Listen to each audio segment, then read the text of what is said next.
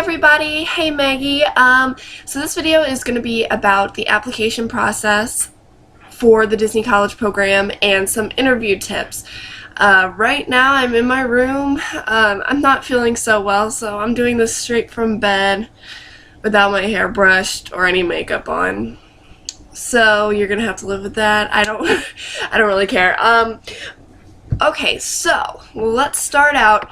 When you're applying for the Disney College program, basically the first thing you do is fill out an application. Now, applications are never on like a set date every year. They come out whenever. But you can sign up on the website for notifications, email notifications, and it'll let you know, it'll give you emails whenever the applications do come out. So I'll put the link to that down below. So the first thing you should do before you apply to the Disney College program is research. You should research especially what kind of roles, but also make sure you know if the college program is, something you would really want to do, because you don't want to get down there and then realize that you hate Disney or you don't like, being around people and have a miserable time. So it would be better not to apply in the first place if that would be the case. So do research on all the different roles, what's required, watch videos. I have another video that I made just before about what the Disney College program is. So that's always the first step. So if you do the research and you decide this is something you would want to do, go ahead and fill out the application. Make sure when you're doing the application to read all of the instructions. Make sure you're writing down what they want. Also, make sure that you're answering honestly. That's a big thing. Don't put any jobs down that you've never had or any references down that you don't really know.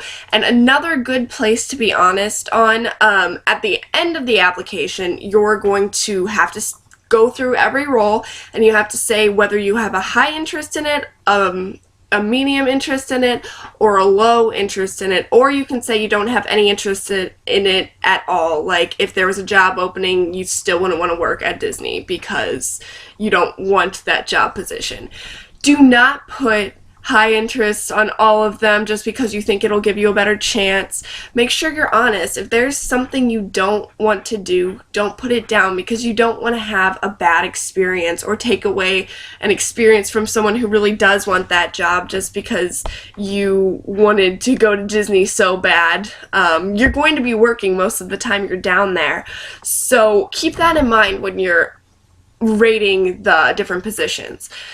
Finally, once you're done with the application, I think a good idea would be to have someone look it over for you. Like, you can look it over yourself for spell checks and everything, but I think it's always good to have like a second pair of eyes. So ask for a professor, a friend, a parent, somebody to just look it over for you, make sure everything's okay and you didn't misspell anything or use incorrect grammar. That's always good on any resume or anything, to have someone else look it over for you. Also, somewhat of an afterthought, do not downgrade yourself on the application. Do not talk about the time you were working at Burger King and you cried and your tears got into the fries and then you served it to a customer and they were grossed out so you got fired. Don't put that kind of thing on there. Like, it's not a lack of honesty if you don't do that. Make sure to put things that make yourself look good, and you don't have to talk about the other things. Nobody's making you. You don't have to. So don't. Just put the good things. Make sure to, even if you haven't had a job before, include school service as a job. Do volunteer projects outside. You have work experience, even if you haven't had official work experience. So after you submit your application, you're going to get an email with a link to it that will send you to your web-based interview. You have 3 days after you get the email to take your web-based interview. Make sure before you take it that you have 40 consecutive minutes to take it.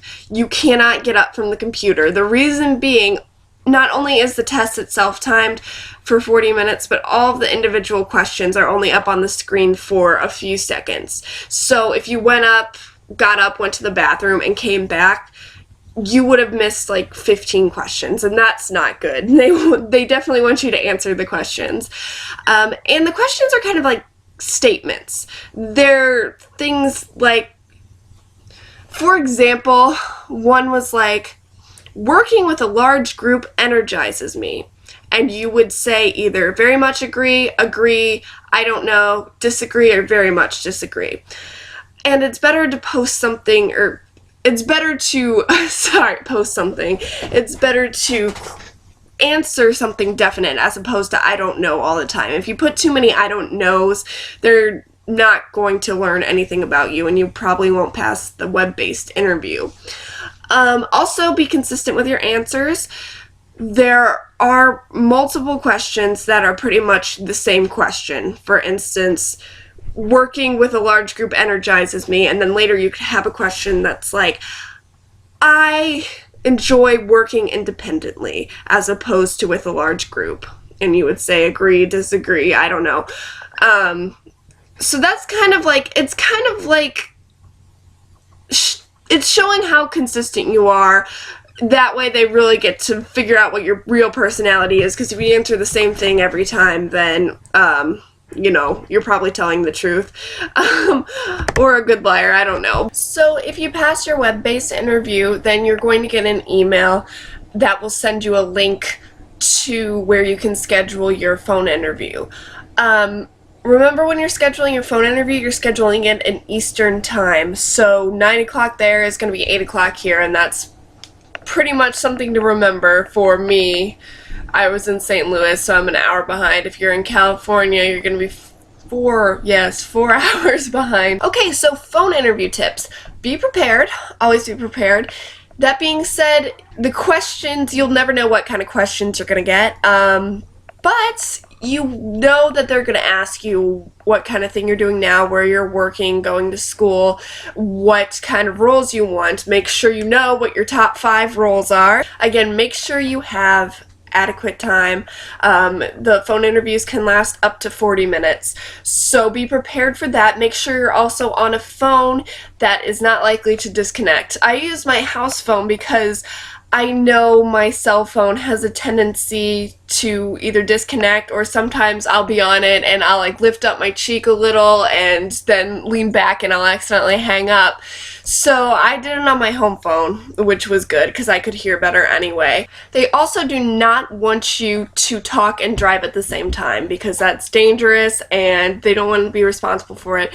Just don't do it. Find a quiet place somewhere in your house or in your dorm, somewhere where you're not going to kill somebody during your phone interview. So when your phone interviewer calls, you're going to answer the phone and they're going to be like, hi, this is Donna from Disney Recruiting, and you're going to be like, oh, hi Donna, this is Kathleen, and she's going to be like, hello, how are you doing today? In which case you respond, I'm doing excellent, or I'm doing phenomenal. Do not just respond, oh, I'm good. It will impress her or him 10 times more if you say, oh, I'm having a magical day, you know, like Disney, because I actually used to work at the Disney store. I worked there during October and through December for Christmas and Halloween, and we always told people to have a magical day instead of to have a good day. So I kind of incorporated my experience with that into my phone interview. I had 2 things around me during my interview to sort of help the interview go more smoothly. The first was a post-it note that said smile on it, and that helped me to remember to smile during the phone interview because they want you to be peppy like you would be at Disney, peppy and happy. And that helped me to be. Every time I looked up from the phone, I would see that, and if I was starting to frown or ramble on too much, I would just remember to put a smile on, and apparently that does read over the phone. People can tell whether or not you're smiling, and that's just a good interview tip, I think, in general, even if you're not doing the Disney college program. I also had a bottle of water that I didn't actually use, but it was just kind of there as something in case I got too nervous and I got dry mouth or I started to cough or something. One thing to not do would be to write a whole bunch of stuff down you think you're going to need for the interview, for like notes or references. Because honestly, you never know what they're going to ask you. You can find a ton of questions online that people have asked others in the past, but you never know. There might be a complete set of new questions just for you. Also, you don't want to have to be rummaging through notes while you're doing your interview. That's why I say practice beforehand. Practice kind of generally what you're going to say, but don't write down exactly on a piece of paper what you think you're going to say, because that won't turn out well. You won't be saying exactly what's on the paper, and even if you do, it's going to sound like you're reading, which is really, really impersonal. So the interviewer is going to first ask you about general questions like life at school, what your major is, jobs, what kind of job you have now. Then she's going to go on to role-specific questions. So back when you did the application and you said you had a high interest in certain roles and a low interest in others and maybe no interest in some, if you had any interest whatsoever in them, she could ask you questions about that particular role. So at the end of the interview, your interviewer is going to ask if you have any questions, in which case you should respond with at least 1 or 2 questions. This is kind of a chance for you to have a conversation with the interviewer, and it's a chance for them to learn more about you. So I think I had 2 or 3. I would say don't ask any more than 3 because you don't want to waste their time. They have more people to interview. Also, I would say ask like a personal question about them, like how did they get started with the Disney company? Were they a Disney College program member? People love talking about themselves, so by asking a personal question, it's flattering and you get to have kind of a conversation, learn more about your interviewer. If for some reason your interviewer doesn't call or there's a mix-up, you can always call, I guess it's like a helpline, but they send you a number when you're setting up your interview time in an email, and you can call that number and they will fix things. Okay, so my phone interview. My interviewer called me 10 minutes late, which freaked me out a little bit, but I knew they could call up to 15 minutes late, so just keep that in the back of your head. I was just anxious about it. So when she called, she asked me some basic questions. Like I said, she asked me what I was doing with school. I said I was working on my second associate's degree in travel and tourism. And she asked me what I was doing with work. And I had just gotten my job at Godiva, and I had just finished the season at the Disney store. So she also asked me some specific questions about the Disney store. She was excited to learn that I had already had previous Disney experience. That being said, she asked me if I was comfortable with the Disney look. The Disney look, for those of you who don't know, is it's like a conservative dress code. You can't have showing tattoos for Disney. You can't have unnatural hair colors. You can have 2 piercings, or, well, 1 on each ear for women only. And you can't have any like wild or crazy hairdos. So she asked me if I was comfortable with that, if I knew what that was, and I was like, well, yeah, I'm fine with it. I've already done it. I've already been through that. More on the Disney look to come. Sorry, the lighting's starting to suck right now, because I keep having to get up and do things. But next, the interviewer asked me what my top 5 roles were. The first was character performer, which was, that's laughable because I was supposed to audition for that. That's the only role you have to audition for if you want to try for it. And I was going to go up to Chicago and audition for that, but I got sick and I didn't want to take a 6-hour mega bus ride while I was sick. So that didn't happen. I'm thinking maybe if I extend, I could audition for it for my next semester. That's another thing. You can extend. She then asked me about the character performer role. She asked if I had any experience with that, if I was going to audition, and I said, yeah, I was going to audition in Chicago in March, and that I had experience with theater.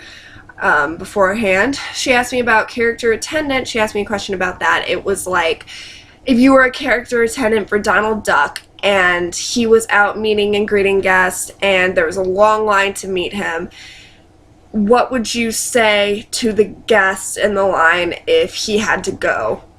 And I said that I would say, Donald has to leave to go meet Daisy now, but he would fly back around the Magic Kingdom at like 2 o'clock, so they could meet him then.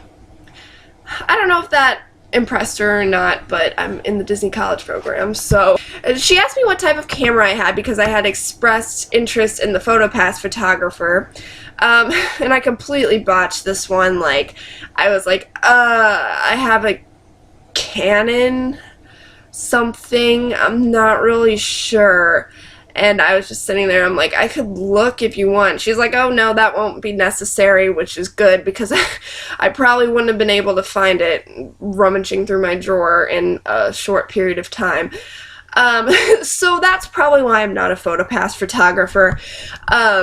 She asked me about, I don't forget what she asked me about costuming, but she asked if I had any experience with that, and I said that I had helped out in the costume shop at theater, and I also told her that I loved doing laundry, which is probably what got me the job, because I don't think there are many people who actually enjoy doing laundry like I do.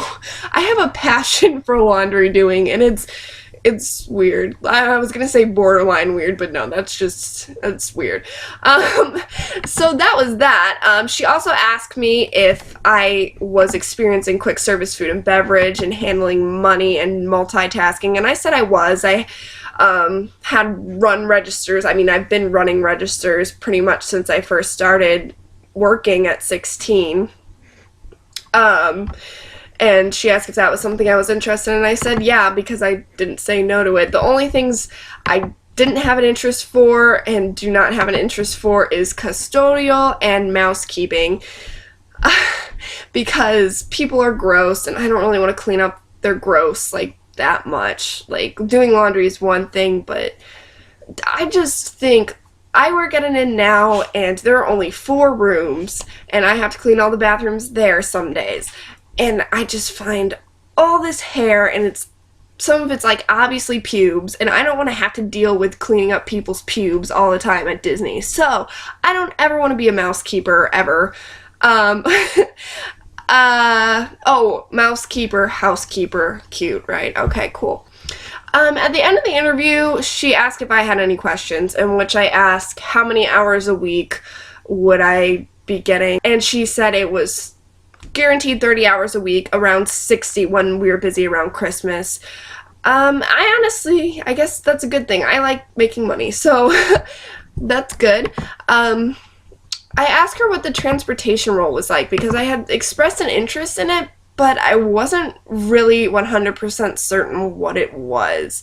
Maybe that's not a good thing that I didn't research that more, but in my defense, back then, the role descriptions on their website were absolutely horrible. They, like, you clicked on them and it would show like a picture of, you know, somebody doing the role. It wouldn't describe your duties or anything. It sucked. But yeah, so she talked to me about that, and then I asked what her first role was and if she was a part of the Disney College program, and she was like, yeah, I was, and I could tell she brightened up talking about it. She liked talking about it, and she had worked her way up, and now she was in HR. So that was interesting. At the end of the interview, I told her to have a magical day, and she liked that. She laughed. But yeah, so that's pretty much how my interview went, and some interview tips from the bottom of my heart. Also a little talk about pubic hair, and that's always cool. So, if you have any questions, again, feel free to Facebook me, inbox me, whatever, if anybody's out there watching this. So yeah, goodbye. Goodbye, until next time. I think next time I'm going to do one about my bucket list. Bucket list videos are so much fun. Anyway, see ya!